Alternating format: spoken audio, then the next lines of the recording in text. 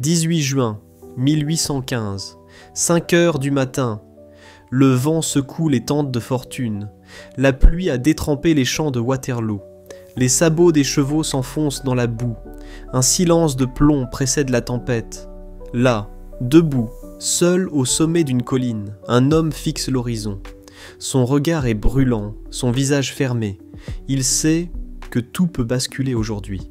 Cet homme, c'est Napoléon Bonaparte, empereur, stratège, mythe vivant. À cet instant précis, il ne lui reste plus rien que son génie, et le poids écrasant du destin. Mais comment ce petit garçon né en Corse, méprisé pour son accent et son nom, est-il devenu le maître de l'Europe? Voici l'histoire vraie d'un homme que rien n'a pu arrêter, jusqu'à ce jour. 18 juin 1815, avant l'aube. Le sol est gorgé d'eau. Des nappes de brume glissent entre les tentes et les canons encore silencieux. Dans ce décor fantomatique, un homme marche seul, les bottes enfoncées dans la boue. Il s'arrête, regarde le ciel chargé de nuages, puis l'horizon brumeux. Il inspire profondément. C'est Napoléon Bonaparte. Ce matin-là, il ne lui reste plus que quelques heures pour changer l'histoire.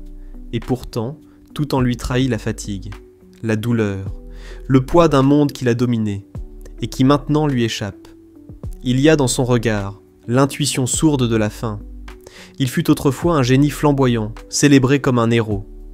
Mais ici, dans le silence inquiétant qui précède le chaos, il redevient homme, seulement homme. C'est à partir de cette aube décisive que commence notre voyage. Un voyage dans la vie d'un garçon corse devenu empereur, un récit de conquête, de trahison, de réforme et de chute. Une fresque d'ambition, de discipline et de solitude. Dans le tumulte de l'histoire, Napoléon a laissé une empreinte indélébile. Mais avant d'être un monument, il fut un enfant, un élève, un soldat, un génie et un homme face à lui-même. Ajaccio, 1769. L'air sent le sel, le maquis et la poudre. Sur cette île encore marquée par les soubresauts de l'indépendance, un garçon naît dans une modeste maison blanche aux volets clos. Il s'appelle Napoléon di Bonaparte. Son père, Charles, est avocat. Ambitieux, cultivé, il rêve de reconnaissance dans la nouvelle administration française. Sa mère, Laetitia, incarne l'autorité silencieuse. Austère, digne, mais dévouée. Dès l'enfance, le petit Napoléon apprend l'ordre, l'effort et le silence des montagnes corses. Il n'a que 5 ans lorsqu'il voit des milices écraser les derniers partisans de Paoli, héros de l'indépendance corse. La violence, la trahison, la perte sont ses premiers souvenirs. Dans les rues étroites d'Ajaccio, il observe, il écoute, et il se forge une certitude. Pour survivre, il faut dominer.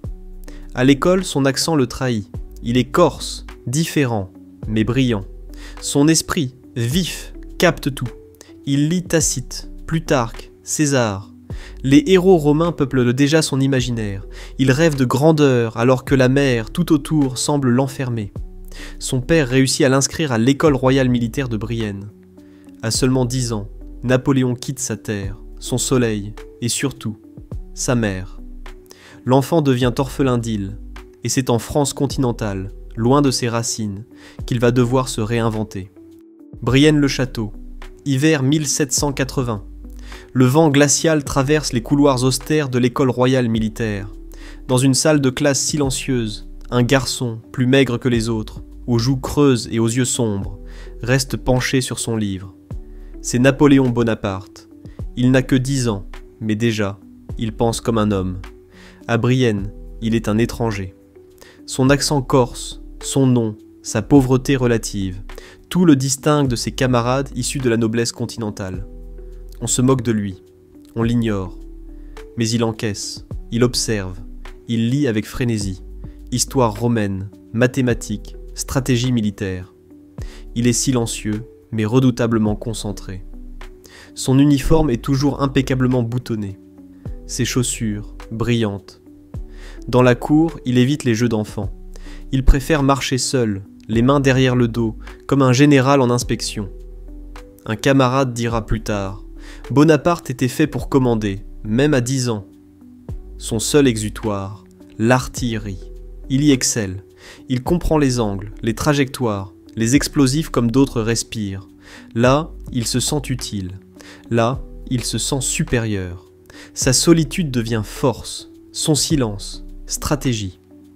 À l'âge de 15 ans, il est transféré à l'école militaire de Paris, élève officier. Il y restera à peine un an, mais en ressortira, lieutenant. Sa carrière peut commencer, discrètement, férocement. Le petit soldat de Brienne s'apprête à entrer dans le tumulte d'une France en ébullition. Toulon, décembre 1793. Les canons grondent sur les collines. La mer Méditerranée reflète les éclats d'un conflit décisif. La ville, aux mains des royalistes et protégée par les Anglais, résiste. La République vacille. Un jeune officier d'artillerie de 24 ans, inconnu du grand public, va changer le cours de cette bataille et de sa propre vie. Son nom, Napoléon Bonaparte. Il n'a ni titre, ni réseau puissant, mais il a une vision. En étudiant les lignes ennemies, il repère une faiblesse, une position stratégique sur une colline oubliée, l'Aiguillette. S'il place ses batteries là, il peut forcer la flotte anglaise à se retirer du port. L'idée est audacieuse, risquée, mais brillante. Contre l'avis des généraux, Napoléon impose sa stratégie. Il supervise chaque canon, chaque munition, chaque tir. Il dort peu, mange moins. Dans la boue glaciale, il donne ses ordres avec une précision chirurgicale. Autour de lui, les soldats sont stupéfaits. Ce jeune Corse, que personne ne connaît, parle et agit comme un chef né. Après des jours de combats acharnés, la manœuvre fonctionne. Les Anglais fuient, Toulon tombe, et Bonaparte devient l'homme providentiel. La Convention le remarque. Il était nommé général de brigade à seulement 24 ans. Son ascension vient de commencer. Mais dans son regard, on ne lit pas la surprise, seulement la confirmation d'une conviction. Il est né pour ça. Paris, 1795. La Révolution a laissé des rues dévastées, des palais vides et des cœurs brûlés. Dans ce décor d'après-tempête, un général au regard sombre et au nom encore méconnu fait la rencontre qui va bouleverser sa vie. Elle s'appelle Joséphine de Beauharnais. Veuve d'un aristocrate guillotiné, Joséphine est le contraire de Napoléon. Élégante, mondaine, raffinée, elle évolue dans les salons parisiens avec grâce et légèreté. Lui, rude, peu mondain, corse taciturne, est immédiatement fasciné. Elle, intriguée. Ce contraste devient un aimant. Leur passion naît dans une époque d'incertitude. Napoléon, alors en poste à l'intérieur, envoie à Joséphine des lettres brûlantes, dévorées d'émotions. Il l'appelle ma Joséphine, mon âme, mon feu. Ces mots sont crus, tendres, désespérés parfois. L'homme de guerre se révèle vulnérable. Le 9 mars 1796, il se marie civilement. 2 jours plus tard, Napoléon part pour l'Italie. Il l'abandonne, mais jamais ne cesse de l'aimer. Et pourtant, dès ce moment, les tensions naissent. Joséphine le trompe, Napoléon l'apprend, mais il l'aime encore. Leur histoire devient un jeu d'équilibre entre ambition et sentiment, pouvoir et jalousie. Joséphine, en public, est une impératrice en devenir, mais dans l'intimité, elle incarne l'inconstance, le doute et parfois le vide que Napoléon n'a jamais su combler. Cette relation, complexe, douloureuse, passionnée, influencera ses décisions les plus humaines et les plus stratégiques. Joséphine ne fut jamais une simple épouse, elle fut un miroir, un défi, et peut-être la seule faiblesse du futur empereur. Mars 1796. À peine marié, Napoléon quitte Paris. Direction, l'armée d'Italie. Ce n'est pas un cadeau. Ces soldats, affamés, mal équipés, démoralisés, n'attendent rien de ce jeune général de 26 ans. Et pourtant, en quelques semaines, ils vont se transformer en une armée conquérante. À peine arrivé, Napoléon électrise ses troupes. Il parle peu, mais avec une précision tranchante. Vous êtes nus, mal nourris. Je vais vous conduire aux plus fertiles plaines du monde. Ces hommes l'écoutent, fascinés. Il ne dirige pas depuis l'arrière. Il marche avec eux. Il dort parmi eux. Il agit vite, très vite. Dès avril, il enchaîne les victoires. Montenotte, Lodi, Arcole. Des batailles éclairs, brutales, où chaque geste compte. Il utilise le terrain, la rapidité, le mouvement. Face à des généraux lourds et classiques, il est le tonnerre. Il frappe là où on ne l'attend pas. Et quand la poussière retombe, l'Italie est à genoux. À Lodi, il charge personnellement sur un pont tenu par l'artillerie autrichienne. Les balles sifflent, son manteau est percé. Mais il avance. Plus qu'un chef, il devient un mythe vivant. Ses soldats le surnomment déjà le petit caporal. Mais derrière cette fulgurance se cache autre chose. Dans ses lettres à Paris, Napoléon parle d'organisation, de réforme, d'ambition politique. Il ne pense pas seulement en soldat, il pense en souverain. La campagne d'Italie ne sera pas seulement une victoire militaire, ce sera une prise de pouvoir déguisée. Et bientôt, plus personne ne pourra l'ignorer. Paris, automne 1797. Napoléon rentre d'Italie. Mais il ne rentre pas seul. Il revient couvert de gloire, précédé par la rumeur de ses victoires, acclamé comme un sauveur par une France exsangue. À peine arrivé, il est reçu comme un roi sans couronne. Les salons parisiens, qui autrefois l'ignoraient, s'ouvrent avec empressement.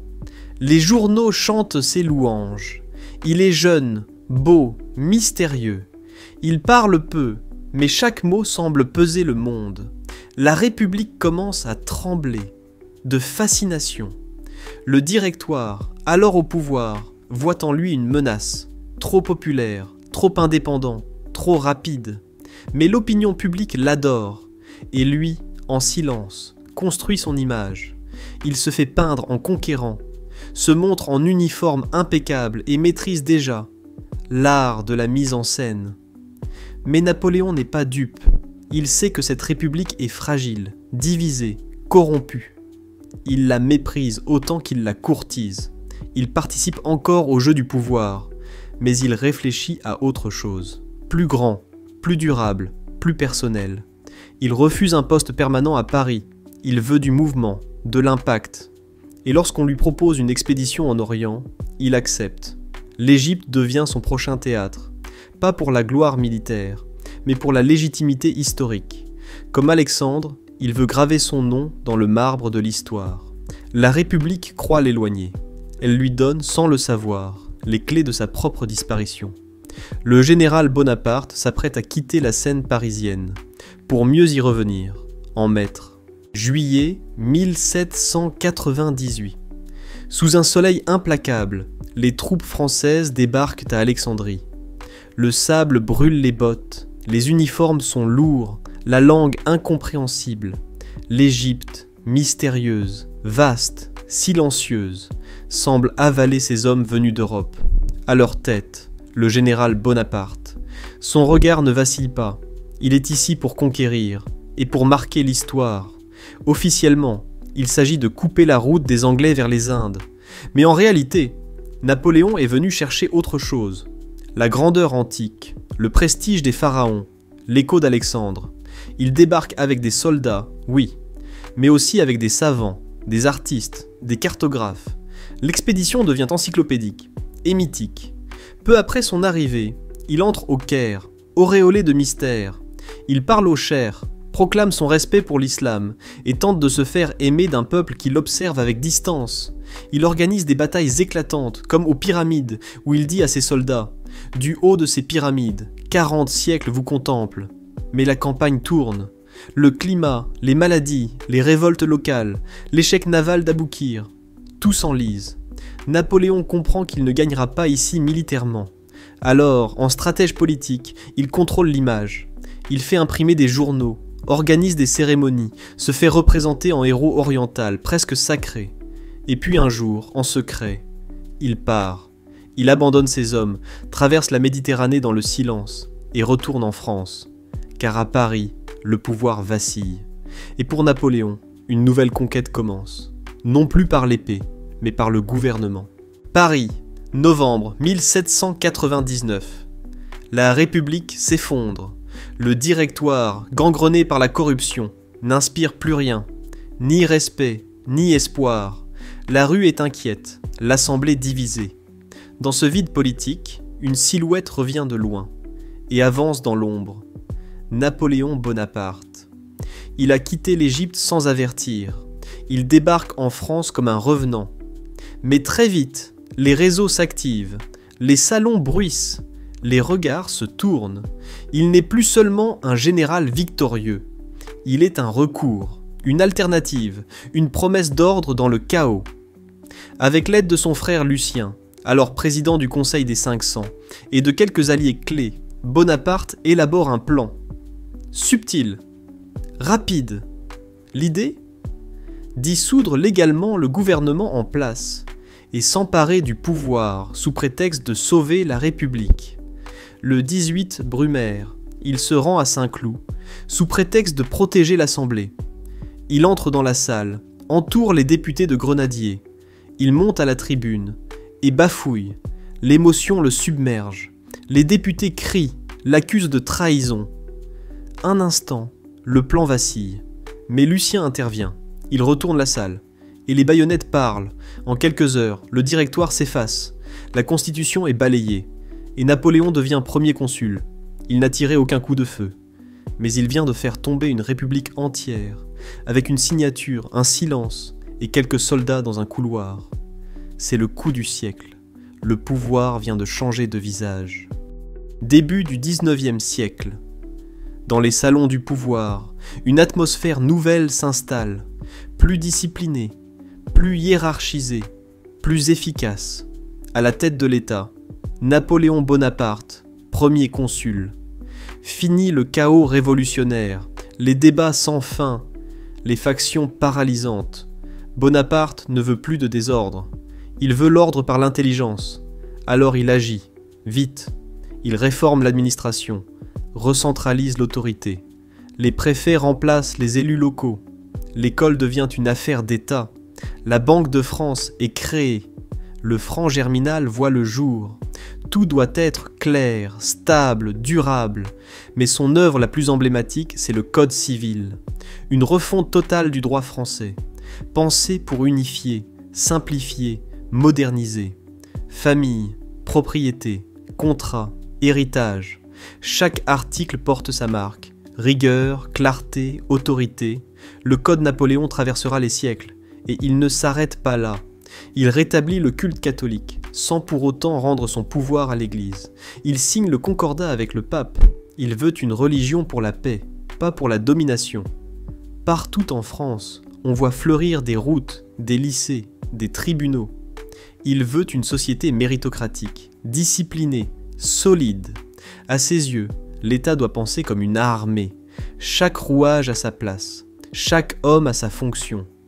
Mais derrière cette construction rationnelle, un autre chantier prend forme, celui du pouvoir absolu. Bonaparte teste les limites de la République, il les plie, les redessine, et bientôt, il ne restera plus rien d'elle. Seulement une façade, une marche de plus vers l'Empire. 2 décembre 1804. Il est à peine 8 heures du matin, quand les cloches de Notre-Dame résonnent dans l'air glacé de Paris. Dans la nef immense, tendue de pourpre et d'or, l'odeur de cire et d'encens flotte. Les dignitaires se pressent. Le pape Pie VII est là. La France retient son souffle. Napoléon va se faire sacrer empereur. Mais il n'est pas Louis XVI. Il n'est pas né roi. Il s'est fait lui-même. Et cette cérémonie n'est pas un hommage au passé monarchique, mais une affirmation du pouvoir nouveau, modernisé, contrôlé, dirigé par un homme seul. Vêtu d'un manteau de velours rouge brodé d'abeilles d'or, Napoléon avance lentement vers l'autel. Dans ses pas, Joséphine, rayonnante, mais nerveuse. La foule est suspendue à ses gestes. Et soudain, le moment historique arrive. Le pape tend la couronne. Mais Napoléon, d'un mouvement sûr, la prend de ses mains et se couronne lui-même. Le geste est fulgurant, calculé. Il dit tout. Ce pouvoir ne vient pas de Dieu, ni d'un droit héréditaire. Il vient de lui, de sa volonté, de son destin. Il pose ensuite la couronne sur la tête de Joséphine. L'impératrice est née. Le règne commence. Les artistes immortalisent la scène. David peint. Les journaux exultent. L'Europe observe. Ce sacre, c'est plus qu'un couronnement. C'est une déclaration. La révolution est finie. Et l'histoire entre dans une nouvelle ère. Celle de Napoléon Ier. 2 décembre 1805. À l'aube, Une brume glaciale enveloppe les collines d'Austerlitz. Les soldats grelottent. Le sol est dur comme de la pierre. Au sommet d'une colline, un homme observe en silence. Napoléon. Un an jour pour jour après son sacre, il s'apprête à affronter la plus grande coalition d'Europe. Face à lui, les armées austro-russes, 2 fois plus nombreuses. Sur le papier, c'est une folie. Mais dans l'esprit de Bonaparte, tout est clair. Il a conçu le champ de bataille comme un damier. Il connaît chaque creux, chaque point haut, chaque brèche possible. Il attend une seule chose, le soleil. Et à 8 heures du matin, il perce. Un rayon doré inonde le champ de bataille. Napoléon sourit. C'est le signe. Il lance son plan. Feinte de faiblesse sur la droite, piège sur la gauche. Les alliés s'enfoncent dans la vallée et tombent dans le piège. À midi, l'armée franco-napolitaine fond sur leur flanc. C'est une déroute totale. Les canons résonnent, la fumée s'élève, les chevaux glissent sur le givre. Napoléon, calme, surveille chaque mouvement. Il ne commande pas seulement, il orchestre. À la fin du jour, l'Empire d'Autriche plie le genou. Et l'Europe comprend, un nouvel ordre est né. Austerlitz, c'est bien plus qu'une victoire. C'est un chef-d'œuvre, un mythe. Les soldats parleront du soleil d'Austerlitz comme d'un miracle. Napoléon, lui, sait ce que cela signifie. La légende commence, et rien ne pourra plus l'arrêter. 1806. Napoléon règne, littéralement. À Paris, il transforme les palais en ministères, les routes en artères impériales. En Europe, il installe ses frères sur des trônes, crée des royaumes, rédige des constitutions. De Naples à Varsovie, l'aigle impérial déploie ses ailes. Il n'est plus seulement un chef de guerre, il est l'architecte d'un ordre nouveau. L'Allemagne, réorganisée, l'Italie, unifiée sous influence française, l'Espagne, en passe d'être contrôlée, la Prusse, brisée, l'Autriche, humiliée. Seule l'Angleterre résiste encore, protégée par la mer. Mais Napoléon prépare une autre guerre, économique. Le blocus continental est lancé pour asphyxier Londres. À Paris, tout respire la puissance. Les colonnes, les arcs de triomphe, les uniformes, les cérémonies. L'art devient outil de propagande. La presse chante la grandeur impériale. Le peuple acclame. Mais dans les coulisses, quelque chose change. Joséphine, adorée, ne peut lui donner d'héritier. En 1809, après tant d'années de passion, il se résigne à la répudier. Le cœur lourd, il sacrifie l'amour à la dynastie. Il épouse Marie-Louise, archiduchesse d'Autriche. Le message est clair, il veut fonder une dynastie éternelle. Et pourtant, l'Europe commence à grincer. En Espagne, la population se soulève. En Allemagne, les élites grondent. À Moscou, on s'inquiète. Car si l'empereur semble invincible, il avance aussi, pas à pas, vers une guerre de trop. 1808. Napoléon croit maîtriser l'Europe. Mais il sous-estime une chose, l'âme d'un peuple. Lorsqu'il impose son frère Joseph sur le trône d'Espagne, il provoque une insurrection d'une violence inédite. Dans les campagnes, dans les villes, les Espagnols se soulèvent. Et l'Empire découvre un ennemi qu'il ne peut pas affronter à la manière habituelle, le peuple insurgé. Les guérillas naissent dans les montagnes, les ruelles, les églises, pas d'armée en ligne, pas de bataille décisive, seulement des embuscades, des assassinats, des sabotages. Les soldats français, fatigués, harcelés, perdent peu à peu le contrôle. Madrid se révolte, Saragosse résiste, maison par maison. Chaque victoire coûte plus cher qu'un échec. Napoléon doit intervenir en personne. Il entre dans Madrid avec fracas, impose l'ordre à coups de canon. Mais il sait déjà, il n'a pas gagné les cœurs. Et dans chaque coin d'Espagne, l'hostilité monte. L'occupation devient un cauchemar quotidien. Et puis, il y a les Anglais. Sous le commandement du futur duc de Wellington, ils débarquent au Portugal et soutiennent la révolte. La guerre s'enlise. Les lignes françaises reculent. C'est la première fois que l'Empire cède du terrain. Lentement, mais sûrement. L'Espagne devient une hémorragie, humaine, morale, politique, et elle préfigure ce que Napoléon n'a pas encore compris. Quand on veut tout contrôler, on finit par se perdre. Juin 1812. La grande armée franchit le Niémen. 600 000 hommes venus de toute l'Europe avancent vers Moscou. Une force colossale, une ambition sans égale. Dans l'esprit de Napoléon, cette campagne doit être rapide, décisive, éclatante. Il veut faire plier le tsar Alexandre. Il veut imposer sa loi, une dernière fois. Mais la Russie ne combat pas comme les autres. Elle se retire. Elle brûle tout sur son passage. Blé, villages, puits. La terre se referme sur l'ennemi. Les hommes marchent et meurent de faim, de fatigue, de silence aussi. Car il n'y a pas de bataille, pas de victoire. Seulement la distance. À Borodino, enfin, l'affrontement a lieu. Terrible. Une boucherie. 70 000 morts en une journée. Napoléon l'emporte. Mais à quel prix? Il entre dans Moscou quelques jours plus tard. Mais la ville est vide. Et bientôt, elle brûle. Volontairement. Les Russes ont sacrifié leur propre capitale. Alors Napoléon attend, négocie, espère. Mais Alexandre ne plie pas. Et l'hiver approche. Le froid. L'invisible. Le tueur sans visage. En octobre, il donne l'ordre de repli. Trop tard. Commence alors la retraite la plus meurtrière de l'histoire moderne. La neige tombe, les chevaux s'effondrent, les canons sont abandonnés. Les hommes, gelés, affamés, traînent des corps plus que des sacs. Le verglas dévore les routes, les Cosaques les harcèlent. C'est un enfer blanc. Et Napoléon, l'homme de l'ordre, ne contrôle plus rien. Quand il rentre à Paris, en décembre, il n'a plus d'armée, plus de mythe d'invincibilité. Seulement un manteau de cendres, et le souffle d'un empire qui s'effondre. 1813. Napoléon n'est plus l'ombre de l'homme de 1805. Il n'a plus son armée d'élite, plus ses officiers expérimentés. Il n'a plus l'effet de sidération. L'Europe, cette fois, est unie contre lui. Et elle veut sa chute. La Prusse se soulève. L'Autriche le lâche. L'Angleterre finance tout. Même la Suède envoie des troupes. Le piège se referme. Et au centre, la France, seule, encerclée, essoufflée. Mais Napoléon n'abdique pas. Il reforme une armée. Il gagne des batailles, Dresde, Hanau, des sursauts de génie. Mais chaque victoire est creuse.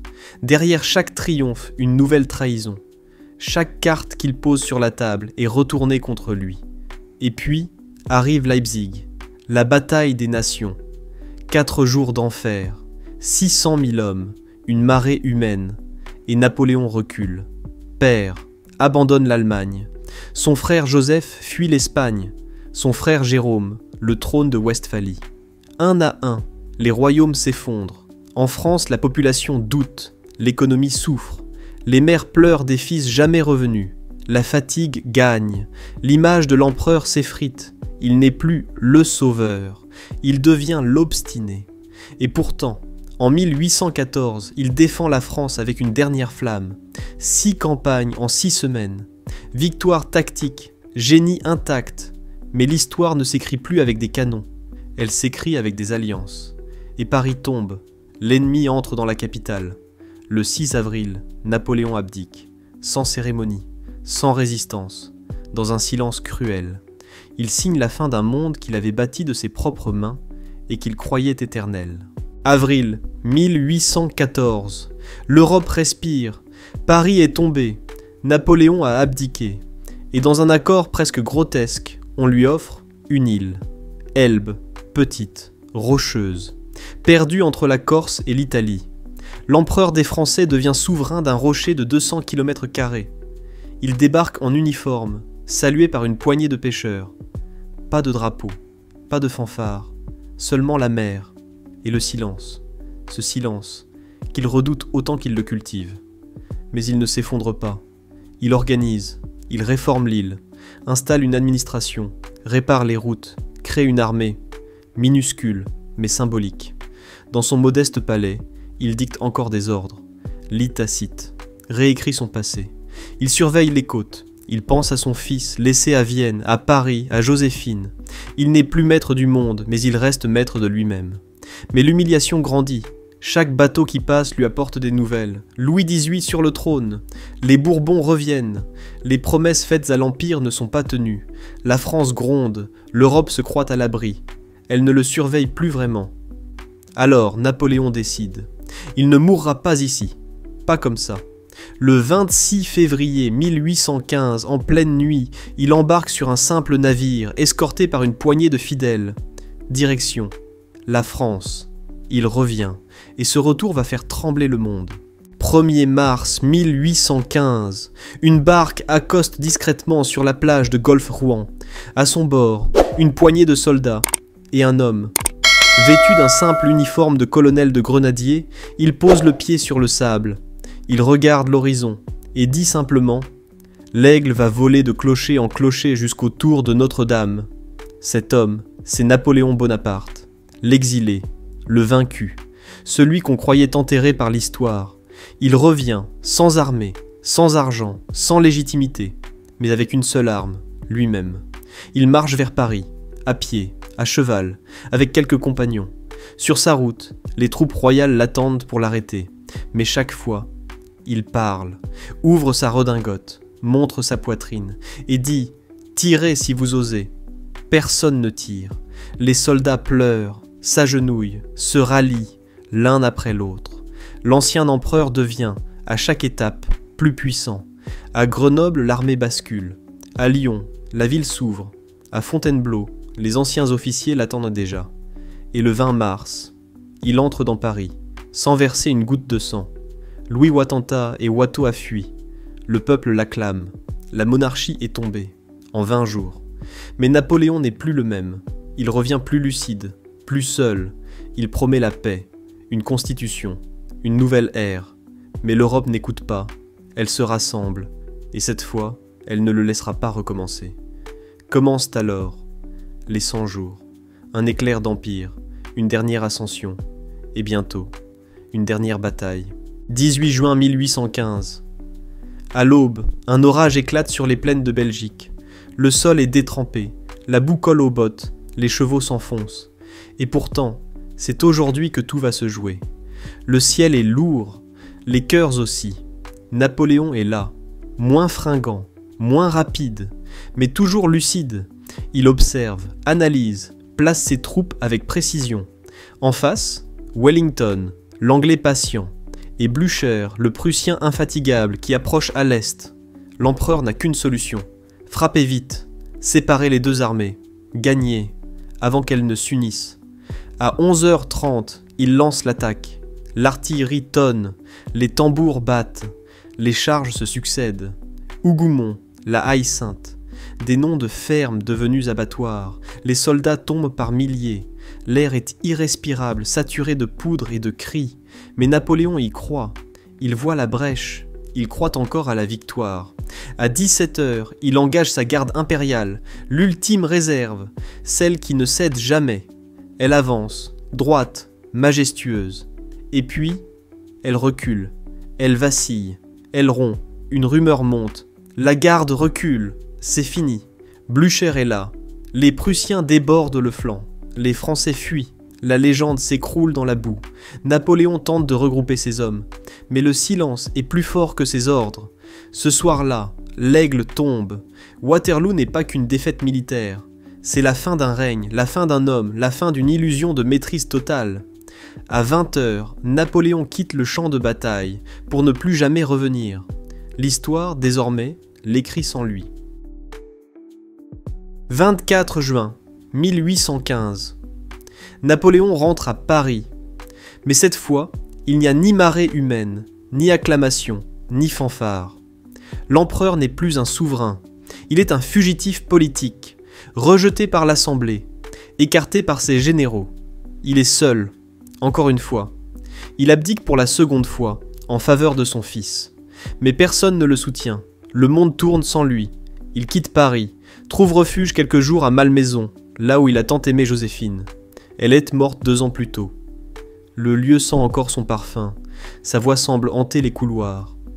Napoléon marche lentement, regarde les jardins, puis reprend la route.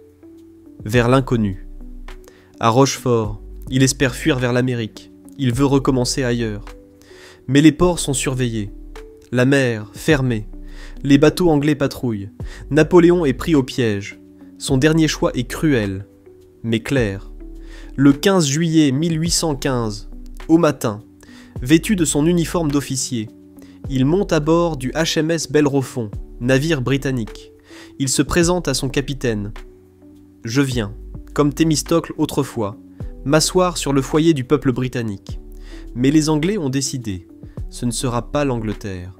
Ce sera Sainte-Hélène, une île au bout du monde, inaccessible, perdue dans l'Atlantique Sud, là où les empereurs s'effacent et où les légendes prennent racine. » Octobre 1815. Après des semaines de traversée, au milieu de l'Atlantique Sud, une masse sombre se dessine dans la brume. C'est une île, un roc battu par les vents, aride, inhospitalier, loin de tout. Sainte-Hélène. Ici, il n'y a pas de cour, pas de palais, pas de foule, seulement quelques soldats anglais, des domestiques fidèles, et le ciel, bas, constant, oppressant. Napoléon est assigné à Longwood House, une bâtisse humide, aux murs qui suintent. Il tousse, il maigrit. Mais il observe, il note, il raconte. Car s'il a perdu un empire, il lui reste la plume. Il dicte ses mémoires, jour après jour, à ses compagnons d'exil. Lascaz, Bertrand, Montholon. Il reconstruit son récit. Il corrige l'histoire. Il la modèle. Il veut être compris, aimé, absolu. Il parle de gloire, de réforme, de grandeur, moins de guerre. Il lit encore.